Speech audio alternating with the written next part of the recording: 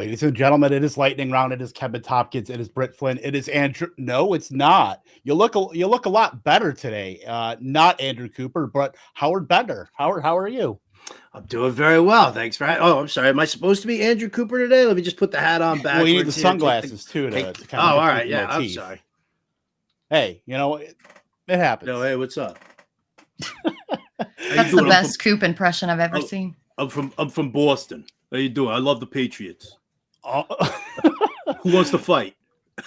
Well, you're already better than Coop, so I think we might keep you on here. But joining us today, a man that is probably on the clock in more underdog slow drafts than anybody walking this planet right now. You know him from Ship Chasing, from ADP Chasing, from Legendary Upside, the winner of Best Ball Mania 3, Mr. Pat Kerrane. Pat, my friend, how are you? Good. How are you guys doing? Can't complain. Yeah. I think, I made a meme about you before meeting you saying Pat Kerrane drafted Treylon Burks in best ball. So I drafted Treylon Burks in best ball. I'm still drafting him. So am I, baby. Love to see it. You popped up into the stream and I was like, oh damn, I gotta pull up my slow draft windows now and make sure I'm not timing out anywhere. So that's nice to know. I'm a reminder for everyone that you're probably on the clock somewhere. You just see the Pat Kerrane face, and it's just an automatic pivot into your phone screen. But no, wanted to get you on for a long time here, Pat. Definitely, excited to have you here talking about wide receivers today. Let's just jump right into it here. Talking about wide receivers. So, before we actually get into the player takes and everything like that, I just think it's funnily important here to talk about wide receivers and from a roster construction standpoint, because the ADP and because kind of the draft landscape is much different this year than in previous years, because the biggest prevailing narrative seems to be wide receiver dead zone this year rather than the RB dead zone. So I'm prioritizing myself, trying to get as many wide receivers in that, so to speak, wide receiver window before it really dries up. So I know, Pat, you can kind of attest to that and how important grabbing a bunch of wide receivers is in this specific landscape. Yeah, it's definitely a really interesting year because Underdog's leading the charge on the wide receiver ADP, but it's a half PPR site, and you can go over to DraftKings and try to you can scoop up your wide receivers there much more easily. Some guys are going a round or later, behind their Underdog ADP on DraftKings, a full PPR site. And then some of the other sites like FFPC and FFC, they're also PPR, and you can get wide receivers late over there. So it's just pretty interesting because it's not the scoring system that's driving the Underdog ADP. It's like the drafters just happen to be kind of there's a lot of wide receiver drafters on Underdog. But I think it does create a situation where it's not that you necessarily have to hammer wide receiver in the early rounds, but I do think you're in really rough shape if you get locked out of those first few tiers of wide receiver. Once you get into really the 9th round, mid 8th, it starts to get really tough at wide receiver, and it's tough to see how you gain ground if you don't have enough firepower already. And it's different too, though, right? Between best ball and redraft, because in best ball, you can kind of go after some of those guys who are going to have spike weeks, and you don't have to worry about putting them in your lineup and figuring out who to take out and who to put in. So best ball, I think it's a little bit, honestly, less important than it is in redraft, but it also depends on your format and your drafting strategy as well. Because I know Howard likes to have a solid couple running backs. I like to do an anchor running back situation. I think there is a decent amount of value on the board in those later rounds for wide receivers. So I don't think you necessarily have to just hammer them all early. Yeah, traditionally for me, I've been grabbing, for best ball, because like Britt said, you don't have to set the lineup. So you can play a little bit of wide receiver roulette. Now, I'm not saying you ignore the top tier of wide receivers, because, it's almost for me, it's like an anchor wide receiver method in best ball. I like to have one or two of the strong guys, but I always find that I build my best ball teams with running backs early and grab those, because I can load up on wide receivers. I can get 8 or 9 wide receivers by the end of the draft. And even though you're, whether you're starting 2 or even if you're starting 3 with a flex, you only need a few guys to really pop in a given week. You don't have to worry about, who you're using and things like that. In redraft contrary, it's kind of funny because, we just saw that whole rash of FSGA drafts, which are, all the industry people and where are you going? And I was expecting to see a whole bunch of like heavy wide receiver runs there, but there were like 2 people in a 14-teamer who were heavy wide receiver, but everybody just kept going back to the running back. So, I thought, for best ball, I'll anchor wide receiver and then play receiver roulette later on.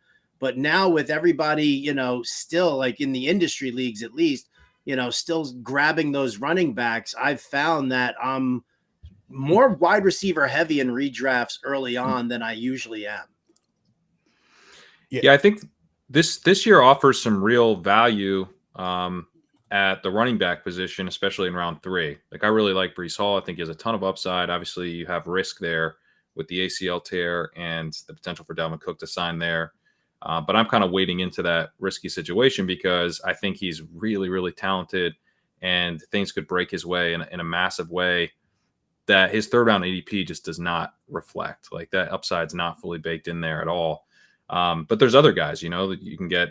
Like, if Josh Jacobs isn't holding out, he's not going to be a late 3rd round pick for much longer.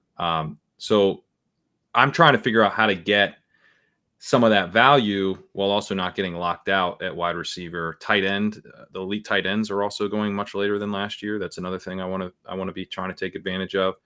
I've been using Hayden Wink's golden rule that he came up with, looking at previous year's data, that is just 4 wide receivers through round 7. So that's been kind of like the rule of thumb that I've been trying to keep in mind for most of these drafts. Because if you go, like, I'll do 5 sometimes if I don't have any wide receivers early, but like through the first 2 rounds, I mean. But if you just do 4 in most of your drafts, that gives you 3 detours away from the wide receiver position, and you can try to scoop that value. So I'm trying to be pretty choosy about when I don't take a wide receiver early on, but at some point I think you definitely want to, because there are values at the other position this year. Where do you, just out of curiosity, Pat, where do you, when you deviate from that plan, you go to the deviate from the wide receiver position, do you find yourself sticking with running backs? Do you try to grab like a Hawkinson if you don't get a Travis Kelce to start things off? Or, where do you usually tend to lean with 4 wide receivers in your first 7 picks? Yeah, I mean, it's usually running back's the easiest one, because, if you're in the if you're at the middle of the board, to me, like, you can get Jonathan Taylor in the mid to late 2nd round. Like, that feels like a smash in a half PPR format. Like, I mean, this is the guy we were taking 101 last year. The offense could be much more functional. He's extremely talented. He's in his prime. So, he's someone I deviate away from the wide receiver position for a fair amount. And then that 3rd round, I take a lot of the running backs there. I also really like Mark Andrews this year. I also will take the elite quarterbacks in the 3rd round. It's not something I was hammering early on, but I'm just starting to feel like this isn't changing. I don't think these ADPs are falling. So I am just kind of, if enough of the guys that I like are off the board, I'll try to mix in the elite quarterbacks in the 3rd round there. I also like Lamar Jackson a lot at the 3-4 turn. So he's someone that I'll often take a detour for there. But then, when you get to I'm not taking a ton of Hawkinson because he tends to go in the early 5th, and I can get Pitts and Goddard at the following turn, at that 6-7 turn a lot of the time. So I'm actually not as heavy on Hawkinson specifically, but I do like trying to mix in those later elite tight ends in the 5 or the 6-7 range. I also take Goddard in the late 7th as well. Yeah, that 3rd round is usually where I'm looking to pivot, because that group of wide receivers, and you're talking about, once the Olave, Higgins, Devonta Smith tier dries up, you're really kind of in a dead zone, because it seems like DK Metcalf's kind of in a tier of his own. That's like the bridge to the Keenan Allens, the Amari Coopers, that kind of tier. Right. So I don't feel great about making a wide receiver selection. So yeah, the Mark Andrews, and then you could even take the quarterbacks, Hurts, Mahomes, one of those guys. But kind of going toward like where you're drafting. So like 101, it's Jefferson by consensus, but you can make cases for, I think, Jamar Chase, Cooper Kupp, Howard. I know Jamar Chase is your 101, kind of deviating away from Jefferson. So your thoughts on, taking Chase over Jefferson there? I mean, listen, I think we're splitting hairs right now. I always like the guy on the way up, and I think Jefferson can kind of plateau with where he is. I think one of the things that we have to take a look at with regard to Minnesota is obviously, are we putting our trust in Kirk Cousins once again? Number two, you bring in Brian Flores as the defensive coordinator, and maybe all of a sudden, I mean, I don't love the defense anyway still, but maybe all of a sudden, not every game turns into a massive shootout at the end. You've got Jordan Addison, a rookie, supposed to be replacing Adam Thielen. Hawkinson will be a strong target, but there's really, it's Jefferson, and he's going to be the focal point of every defense. You can't do that against Cincinnati. You can try to, but T. Higgins, Tyler Boyd, I'm not bullish on Irv Smith, but with Higgins and Boyd, maybe they throw in a couple of minor guys there, but you've got such strength at the wide receiver position that you can't, what you end up doing is you start putting your top corner on Higgins, so that way you can float safety help over the top against Chase, but you could still on a shorter route, I'll take Chase as the for contested catches all the time. So it's a better quarterback. It's still a very pass-friendly system in Cincinnati, and I think that Burrow Chase connection that we have, it just continues to develop. And so yeah, I think that he's going to be the guy who's going to pop the most this year. I want to hear Pat's thoughts next, because this 101 debate has been really spicy. So if you're in the 101, who's been your guy?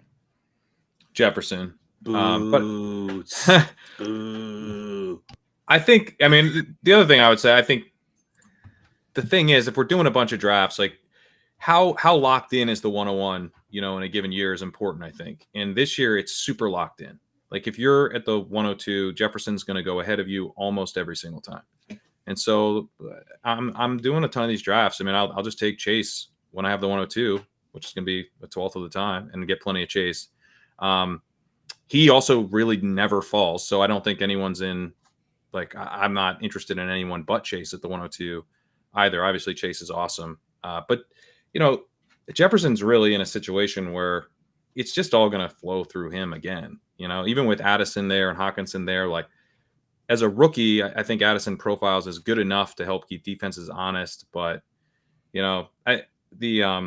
the play caller series that Jordan Rodriguez put together for The Athletic was so good. But one of the little nuggets in there was that they had, kind of taken the RAM system to Minnesota. They're like, well, we want to use Jefferson in this role, but that's kind of like the Robert Woods spot. And, we want to use him here, but that's the Cooper Kupp spot. So they created a bunch of different formations to just make Justin Jefferson the guy for everything, so the entire offense is literally designed around him. That could maybe change as Addison comes on. But that's probably a 2024 thing. So I'm just banking Jefferson right now. Yeah, that's about where I'm at with Jefferson. I mean, I'm still taking him at 101. Chase is locked in at 102. I think 103 is where he can kind of make the most kind of fork in the road there when you're talking about Kupp and Tyreek Hill and, CMC, however you want to kind of play that. But I'm taking Cooper Kupp anytime if he's there after 103. And I think just from where you're picking standpoint, 101 is one of my you're getting Jefferson, but I hate usually what falls there, because you have to make a decision if there's no running back faller, if T. Higgins goes a pick or two before you have to make a decision with how it is now. I mean, we got word about the Saquon Barkley getting that contract, so maybe that introduces another option in there. But you're talking about Ramondre. Josh Jacobs is a holdout risk. We know Ramondre with the Patriots they've been looking to get a running back in there for how long now? They brought in Fournette for a workout. So I think that's pretty interesting to take some of the upside off of Ramondre. So he's not the best click there. Then you got to worry about, DK Metcalf. Do you take a naked quarterback there with Jalen Hurts, Patrick Mahomes, Josh Allen, whoever your favorite is there? So that's why I don't really like I'll take Jefferson. And obviously if I have 101, it is what it is. But I much prefer to have the kind of the 103, 104 where I can get a cup. If I want to take an Olave or Devontae Smith, I have that option. If I want to take a falling running back like a Jonathan Taylor, I can do that too. So that's kind of where I'm at as far as 101's fine. But if I have my choice, I'm taking 103 or 104 because more than likely I can get cup and then at least get an option I really like coming back. Yeah, the 101's been tough for sure. You can find yourself in a tough spot if the wide receivers go. I don't love Christian Kirk, Brandon Ayuk's fine, but sometimes at the 4-5 turn, those two are like the only guys left at wide receiver. So if you go Jefferson, running back, which is something I'm very comfortable doing, but then it's like if the room it doesn't cooperate, I don't love my wide receiver 2 and my wide receiver 3, and that's when I start already to get worried. Like, can I recover from this? And it gets tough if you feel like you don't have enough wide receiver firepower through those first 5 rounds. Yeah, absolutely. Now, one guy that I've been talking about where I don't feel like he's been a first round pick, and I think that it's actually reflected in the ADP. Obviously, he's going in the second round now. Per that is Davante Adams.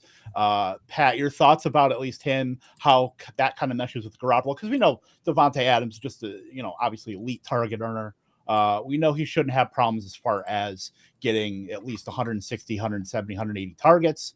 But getting those from Jimmy Garoppolo, possibly somebody else, if he's either not ready to start the season or, something happens. Like, how are you feeling about Davante Adams, especially compared to the guys that we certainly like in that range with Jalen Waddle, Garrett Wilson, CeeDee Lamb, Amon-Ra St. Brown? Yeah, it's tough because I want to be taking even more of them, but I don't want to be light on those second-year guys, and Waddle I like too. So it's tough not to Amon-Ra's great too. So there's lots of guys that I want to be high on there, but I have made a point to try to stay consistently overweight on Davante Adams because he's still really good. Like and also he almost was the guy you needed in week 17 last year with Jarrett Stidham. So I feel that like 49ers game, I had to sweat the Kings Classic on that game alone against Fantasy Mojo.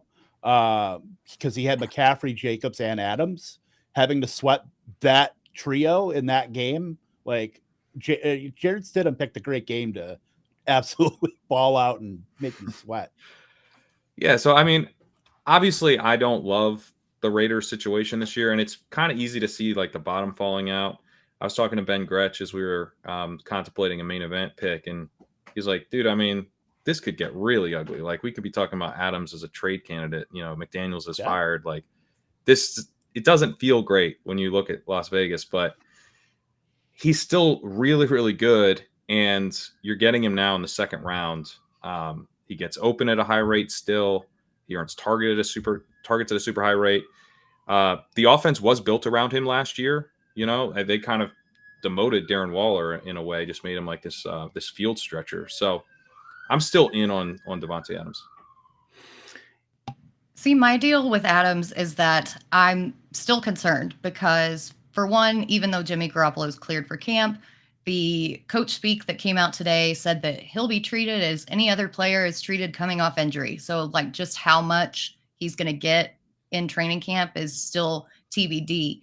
And with Josh Jacobs potentially holding out, you're not going to have that same balanced offensive attack and volume that Davante Adams saw last year, because Garoppolo isn't going to be able to target Adams if he's on his ass. And let's be real, the interior of that offensive line is weak, and it's not going to be nice going against Joey Bosa, Chris Jones, Frank Clark, et cetera, twice a year on all three of those teams. I don't doubt Adams' talent, but his situation really scares me because I doubt that team.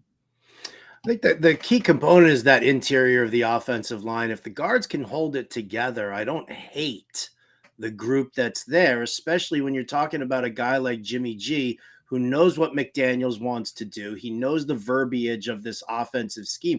I mean, let's not forget. I mean, what we're looking at, what McDaniels is building, because everybody kind of makes fun of, well, you got Hunter Renfrow and you got Jacoby Myers.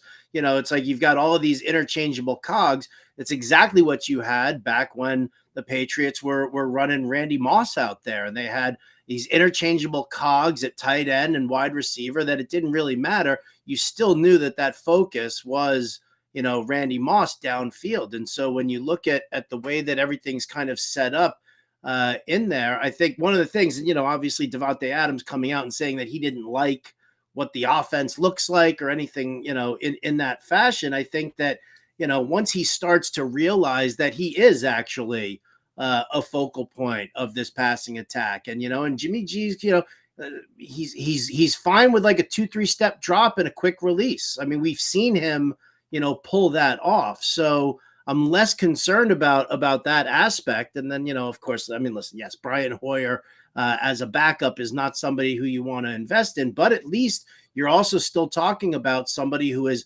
extremely familiar with this system, who is extremely familiar with the verbiage at the line, and is extremely, experienced in the sense that, because what McDaniels likes to do is not only does his quarterback read the defense and make some decisions based on that, but his wide receivers do as well. And that's kind of what confused everybody last year a lot, was that his wide receivers, he wants them to do a read as well on the defense and possibly alter their routes as well.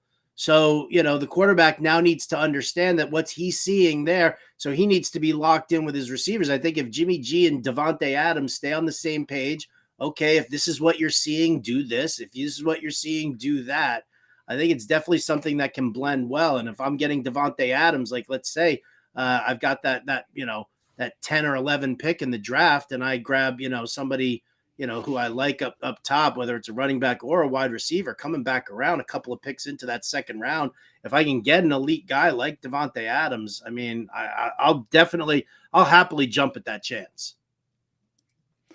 Yeah, I just think it's an interesting kind of between Garoppolo. I mean, we look at what he did last year. He had 1 touchdown of over 20 plus air yards, and Adams had 9 by himself with, Derek Carr and Stidham. So I think something kind of has to give there if it is going to be Garoppolo most of the time with the Raiders. So, and yeah, like Pat said, like Gretch said, that could be something that the Raiders just absolutely bottom out.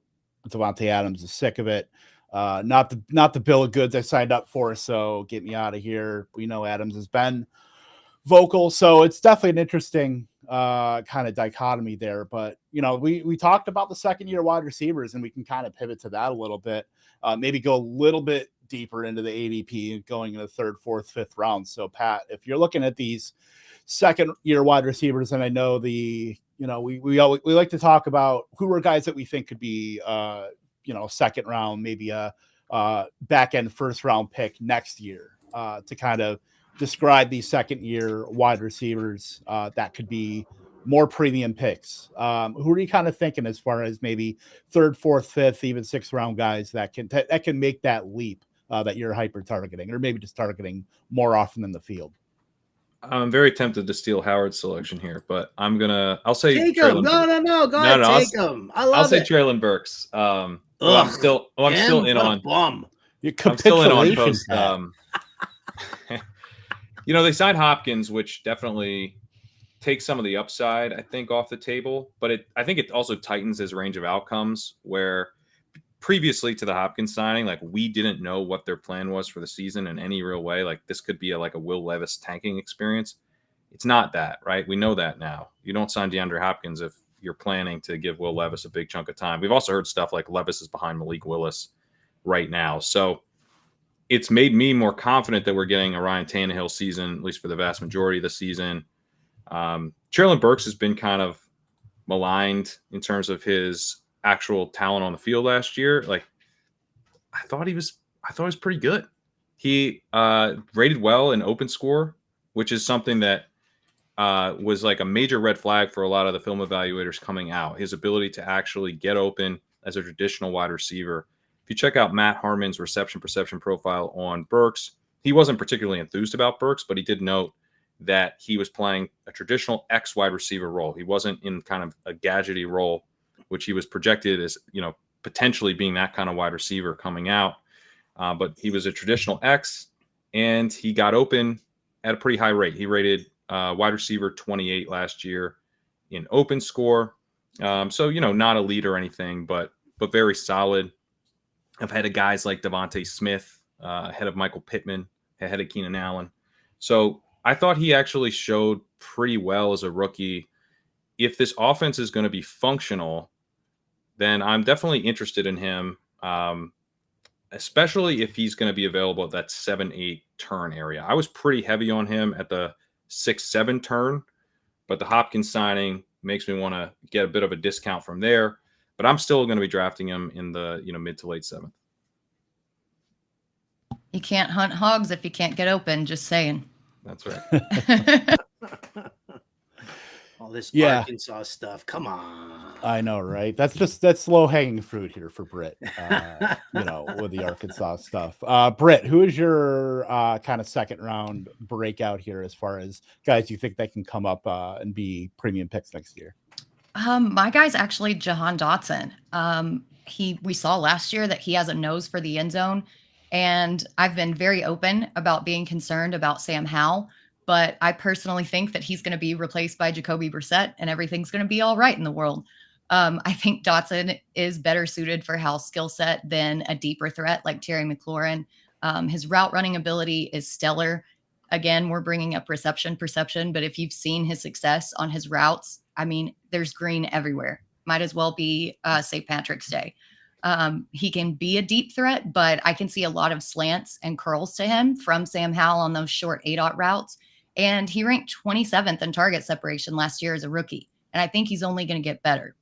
As a team that's likely going to be playing from behind, as the Commanders should be, let's be realistic, they're going to have to pass the ball. And I really like Dotson as a value going off the board as wide receiver 40 at an aggregate ADP.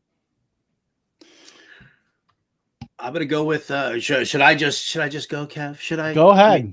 I mean, does anybody have any comments on Jahan Dotson? I mean, I got Sam Howell's mom who just texted me saying, tell that Brit girl to shut up. Jacoby Brissett is dead to her. So I don't know.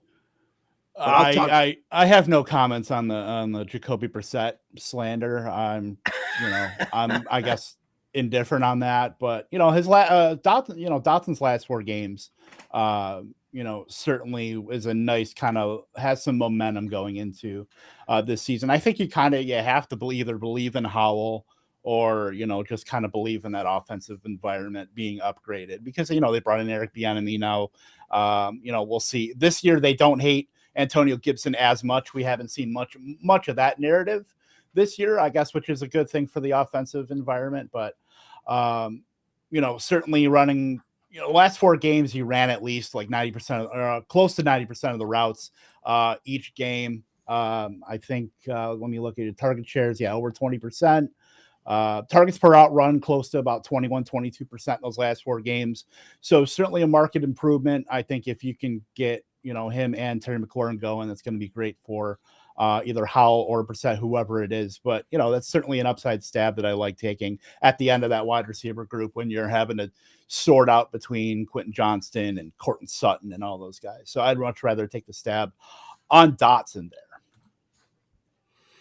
All right. For me, the second year player who I'm obviously eyeballing is definitely Drake London. I mean, featured wide receiver 1 in this offense. Kyle Pitts is the number 2 targeted pass catcher there. Listen, this is all about Arthur Smith's desire to run the football excessively. You're going to see a ton of Bijan Robinson, probably even splash in some Tyler Algier late in the games if he wants to keep Bijan a little fresh and a little healthy there. It just depends on what's going on there. But what I like about it is because everybody is going to be so focused on the Falcons running the football that, maybe that does kind of open things up a little bit more for the passing game. I don't love Desmond Ridder, but I think he can be passable. He's got a little bit of mobility to him that, and I like this Falcons offensive line. So I think he will have that protection. So I think that, if they are really gonna run more RPO in this offense, which is what they're talking about, I think we're gonna see a surprisingly strong number of times that Ritter throws the ball as opposed to dishing it off to the backfield. And I think that Drake London is just gonna be in a prime spot. Let's also not forget that, I mean, even just the secondaries within the division. And then you look at the secondaries that are in the AFC South as well, because that's where they play a lot of their out of conference games. I think it's a really nice spot with so much focus on that ground game in Atlanta. I think this actually helps Drake London and even Kyle Pitts to a certain extent kind of blossom. Yeah, Pat, I know you said that he was one of your guys. What are your thoughts as far as Drake London? I think that's really a bet on the upgraded efficiency of the offense, because it's going to have to be. I mean, for me, I would much rather take Kyle Pitts a little bit later, just because he plays tight end. You're still making that efficiency bet. With that, you don't have to take Drake London a round or two. You don't have to take him before Pitts. So that's kind of where I'm leaning. I have much more Pitts than I do London, but certainly get the bet there. So what do you think about London? I'm taking them both. I think this offense is going to be extremely concentrated to those two guys. I think they also kind of do different things. Pitts is really interesting as like a downfield wide receiver playing tight end, right? That's kind of what he offers, but he's not. I don't know if he's going to be like a big time separator. He's kind of like this. He's like a big bodied wide receiver. I don't know. He's like close-ish to like if T. Higgins had tight end eligibility. I mean, I think that's sort of the archetype of guy that he is. Mike Williams-ish, yeah. But London was getting open at a pretty high rate last year. And, if you're thinking about that RPO stuff, like Ben Gretsch has also pointed out, like if you're looking at the RPO stuff, like that's going to be a situation where you're going to your first read a lot more, because you're like literally just like reading the defense and then getting the ball out. London is going to be the guy I think who benefits the most from that. If we just get passing attempts here, I think we could start to feel pretty differently about this offense compared to last year. Like they were so historically run heavy, so obstinate in the face of like game scripts that called for passing. They just refused to do it.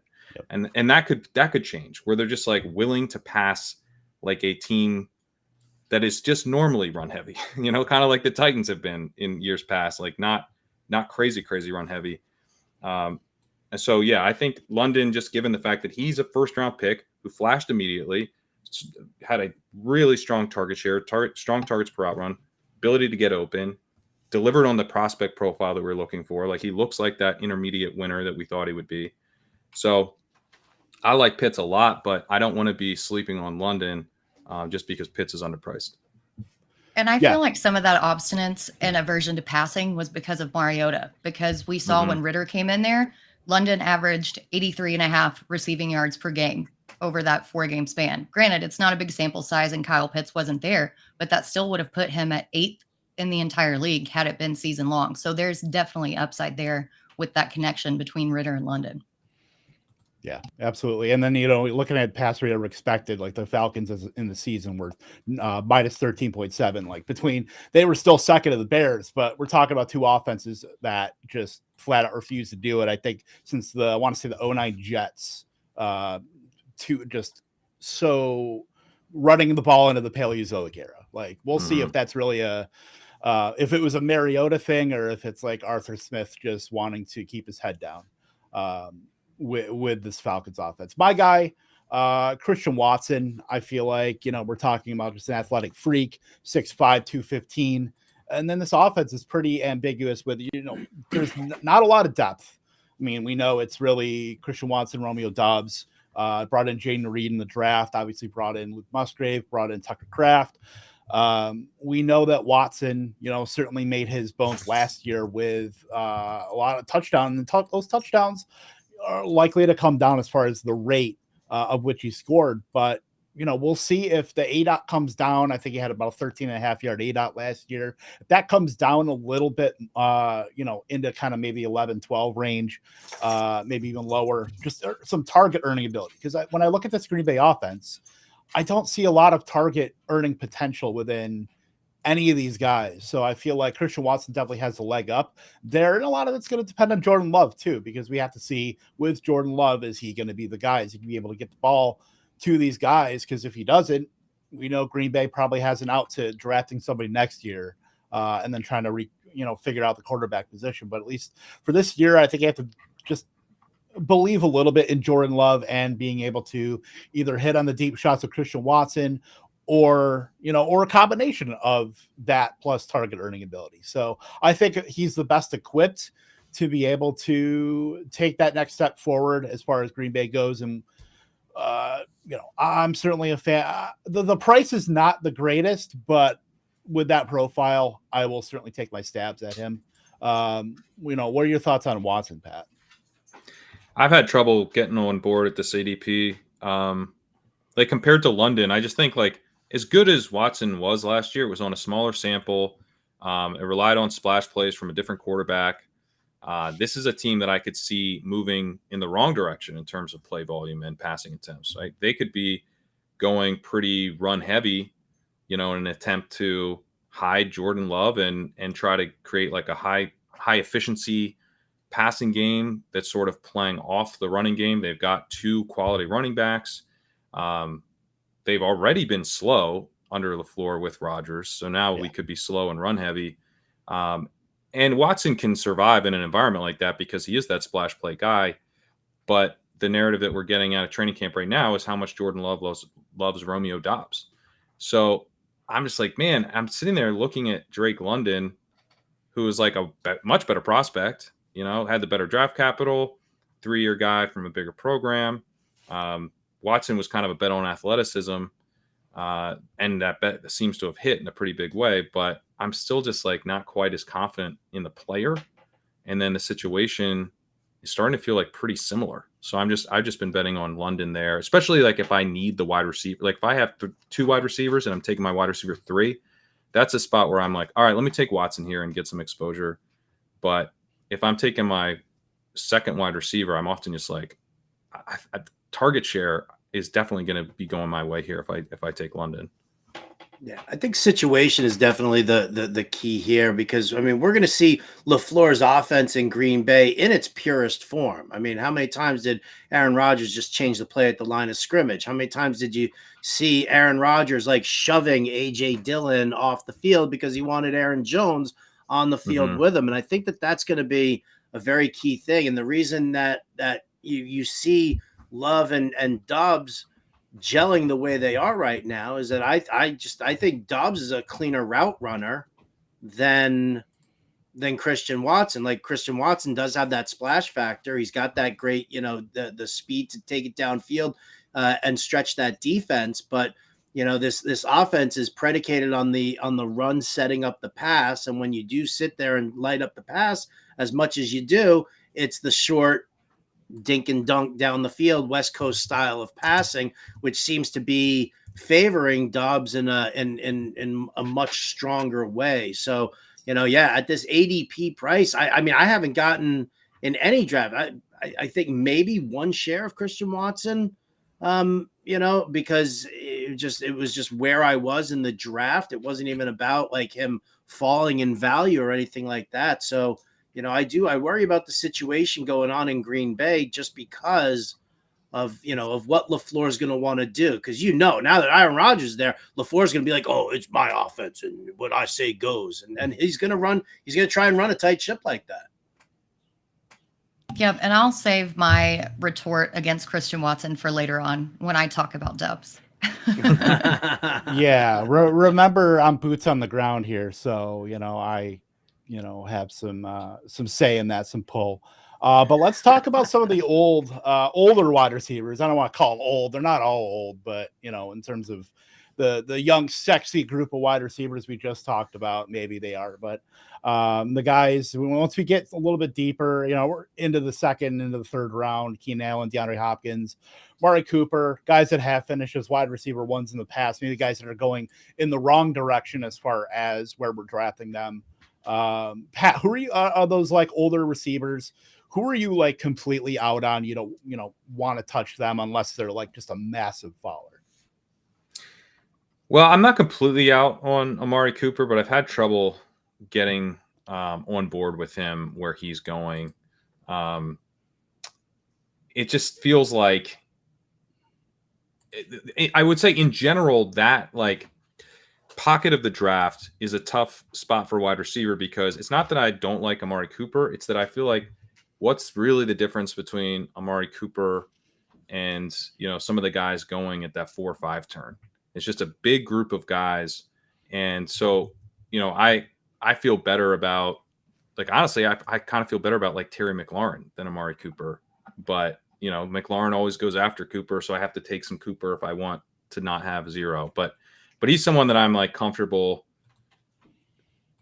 fading at a pretty decent rate because I'm like, I'll go ahead and grab Lamar Jackson, or I'll grab Jahmyr Gibbs, or just kind of go in a different direction. I mean, heck, Josh Jacobs has fallen to the 312 sometimes, so that's a spot where I'm just taking the running back, and I'm going to be underweight Cooper unless he falls more to that mid 4th, where I can just feel more comfortable getting him in a little bit more of a value.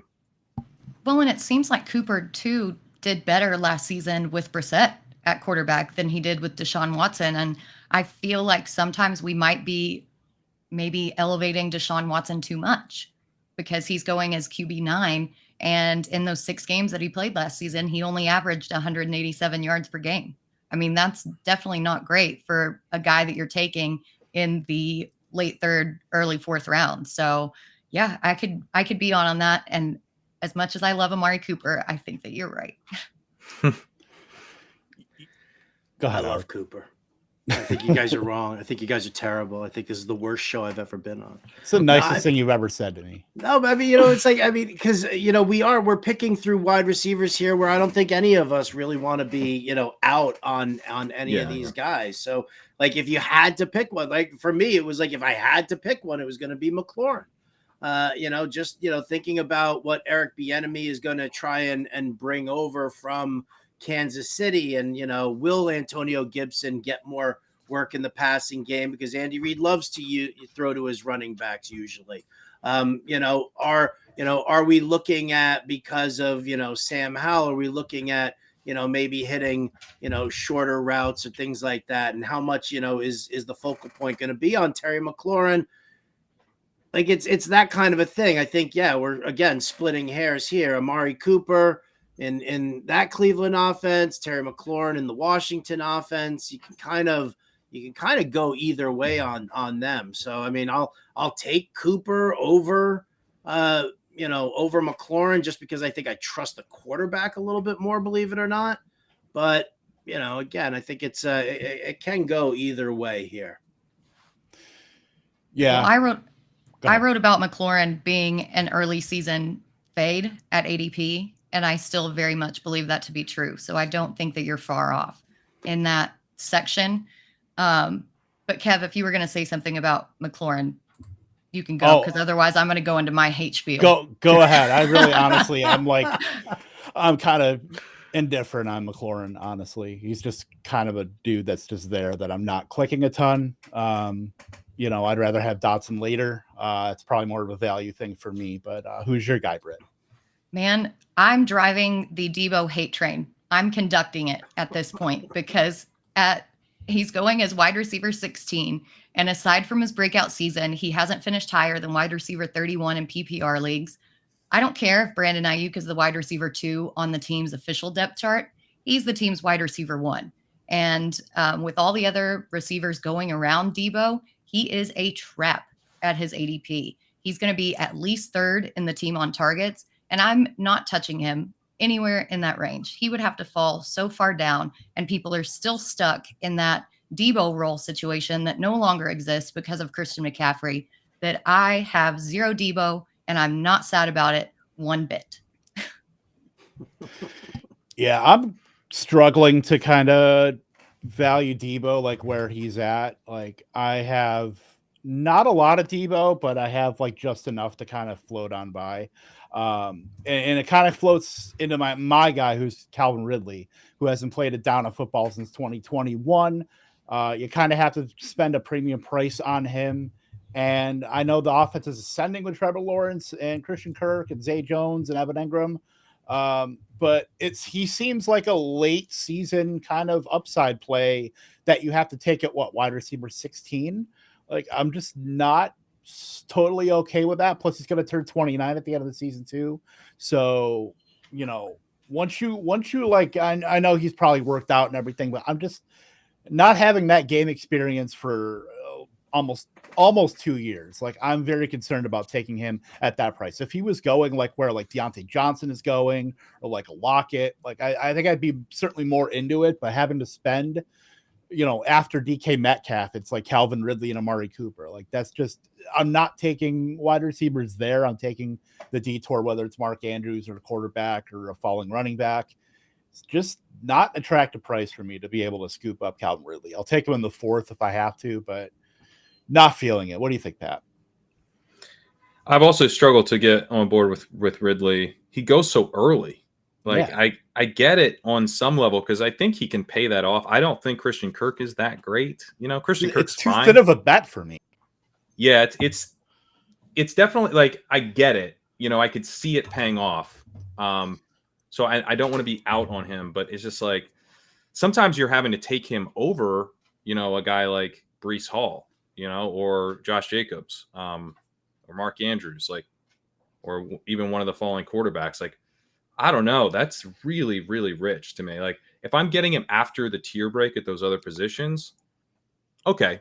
I do want to mix him in at that price, even though late third still does feel a little bit rich, given the context around, he just hasn't played. So that's the struggle for me. But it's kind of in the Amari zone where I'm trying to get some exposure. And I think he probably has higher upside because, like last year I was starting to think of like Christian Kirk and Zay Jones, almost like a 1A, 1B, and if you're a 1A competing with Zay Jones, like, you could get someone else to come in and take your job. You take your targets away pretty easily. And Ridley was quite good before, 2 years ago when he didn't play and then he got suspended and everything. So I can see him being a problem if I don't have enough. I'm just having trouble getting enough. See, I think Ridley's in a good spot. It's tough to invest such a high price in him. It really is. But for the same token, when you're looking at the way this offense is set up, I guess it's not so much for me. Yeah, I do worry about paying too steep a price for a guy who hasn't played ball in 2 years. But for the same token, I guess I'm just a little bit more bullish on the passing attack here. Maybe I'm a little bit more bullish on Christian Kirk than the rest of this room here is, because I think that, if you look at what Kirk's numbers looked like when he was working out of the slot last season, was a lot better than what you saw. So I think when the Jags go into their 2 tight end sets and you've got 2 wide receivers, I think you'll flip-flop a little bit between Kirk and Zay Jones opposite Ridley. But, Peterson's going to want to live in that 3 wide receiver, personnel package. And that's going to put, Ridley's presence is going to put Christian Kirk into the slot, which I just feel is, just better suited for him in that realm. I think it's going to make it a little bit more difficult for teams to, hang out with the coverage. They're going to obviously put guys, heavier coverage on Calvin Ridley, which I think opens things up more for Kirk. So, maybe that's kind of where I'm at with this offense, but just not as down on Kirk as say Pat is right now. Look at it. I still take him because they get smiling. He's like hates him. He's like, I hate Christian Kirk. I get boxed out of wide receiver enough where I probably pretty close to even with the field on Kirk, but I don't like it. I have 7.5% of Kirk. So the expectations would be 8.3. So I'm not really even fading him. I just hate clicking his name. That's what, out of like 2,500 best ball drafts that you're going to be doing, 7%.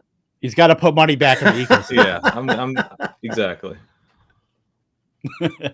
We've talked a lot about the top, few rounds of wide receivers. You guys didn't talk about it on ADP chasing yesterday, so we'll talk about the Giants wide receiver group here. I don't know if I really want to go too in depth in the weeds talk about Cole Beasley, but we're talking about a bunch of Giants wide receivers in the late rounds that you kind of have your stabs, kind of pick who you want out of this group. I think I'm taking more Darius Slayton than anybody, just because I feel like he's almost a lock to be on the field, at least in the beginning, and kind of keep that role. Isaiah Hodgins, we know, is like really the biggest body there. So I think he's kind of insulated as well. And then we're looking at about 37 other slot receivers. And then you add Cole Beasley. So like, is it really just taking the upside stab on Jalen Hyatt, who we know is like falling to the 18th round, on underdog? Is it, Wan'Dale Robinson? Like how are you shaking that out? Yeah, I mean, I was completely out on Hyatt and pretty out on Wan'Dale Robinson at their previous prices, but now they're falling to the last rounds of drafts, and I'm in there.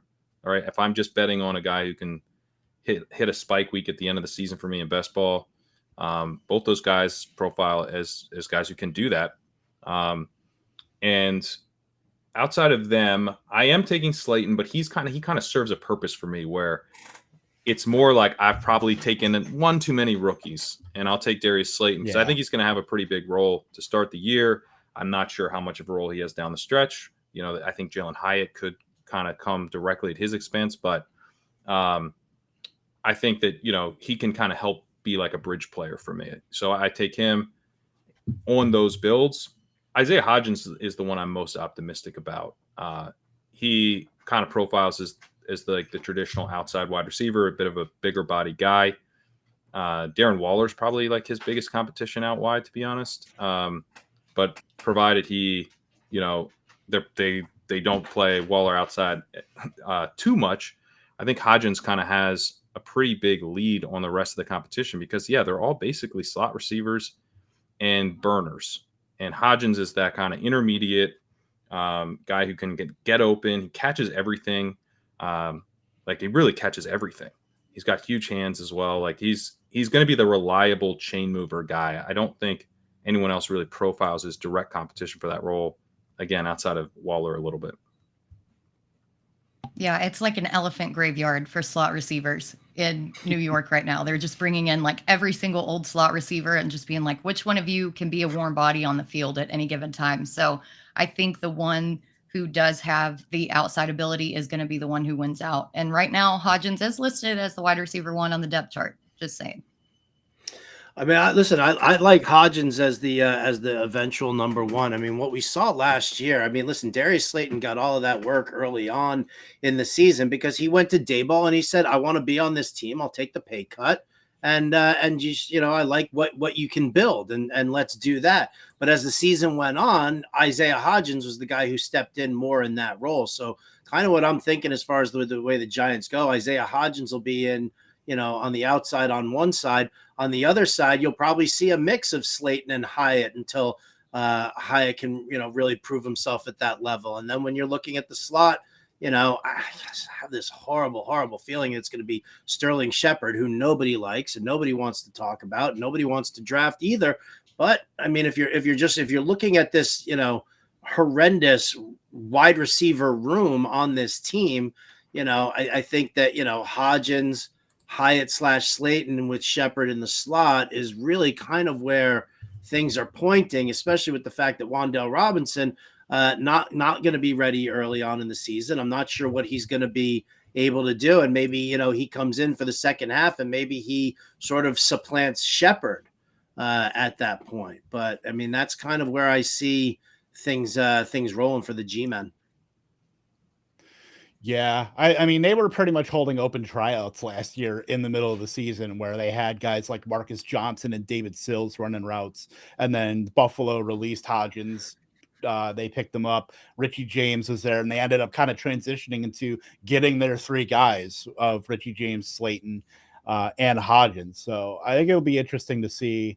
Yeah, Hodgins, I think, is pretty insulated in that offense as far as what he does and what his role is going to be. And then it's almost anybody's guess, but the best part about with best ball is you have your pick of, it's pretty much build dependent. If you load it up on rookies in the late, middle rounds, Slayton, or even like a dart throw on Sterling Shepard, I guess, would kind of be the option there versus taking a Hyatt versus Wan'Dale Robinson as well. But Before I know we're kind of up against it here. Let's talk Howard. We're doing a lot of stuff here with the Fantasy Alarm Draft Guide, the All Pro package. It's a big time here as we're getting into August. Drafts are starting up. A lot of home leagues. So, what better way to get the leg up on everybody than the Fantasy Alarm Draft Guide? There's no better way to get the leg up other than the Fantasy Alarm Draft Guide. Absolutely. Just to sharing what we've got. I mean, listen, the articles that are already out right now, from you and from Britt, from Coop, John and Pemba, the whole crew. I mean, it's definitely it's top notch. I love the wide receiver work that we've got. We got Britt's wide receiver tiers. We got late round wide receiver calls. We got your 0 RB stuff in there. I'm finishing up. I'm trying to finish up the coaching systems articles that are all in there, and which to me is one of the key things, because if you understand how the offenses are run, then it not only does it just make you a better drafter, but when you're looking for your waiver wire picks during the season, if you know that it's a West Coast timing offense, it's a vertical offense, whatever it is, you have that better idea. So I appreciate you letting me promo that there, Kev. Was there something specific you wanted me to say about it, though? Nothing specific. Just to go out and get it. Go out and get it. Go to fantasyalarm.com/draft guide. Get right there. And I'll tell you what, I will say this. So for anybody who doesn't know, we had a big business meeting the other day, and they told me they're taking my promo code away. So I tested it this morning. I'm making sure that it's active. If you get the All Pro subscription, promo code Howard on the monthly, right? That gets you 50% off for the first 6 months. So that carries you straight through. It's like less than $20 a month for the football season there. And that's all sport. Like it's not just the football package, it's all sport. So there you go. Absolutely. We got to get out of here. Pat, thank you so much for hopping on with us to talk wide receivers. Tell everybody real quick where we can find you and what you're up to. Yeah, legendaryupside.com. You can get all my work and get my rankings there. If you sign up for a yearly subscription, I also have $50 underdog credits. You go on the site, right at the top, you fill out a form and get a $50 credit for underdog. Cuts the price basically in half for your first year. Yep, I've got that. Definitely reading and definitely enjoying everything. Hope to see the walkthrough in there this year as well. We're going to see that in there? Yep, you will. Perfect. All right, we got to get out of here. For Britt, for Howard, for Pat Kerrane, I'm Kevin Tompkins. We will see you next week with Pat Fitzmaurice and tight ends. Toodles.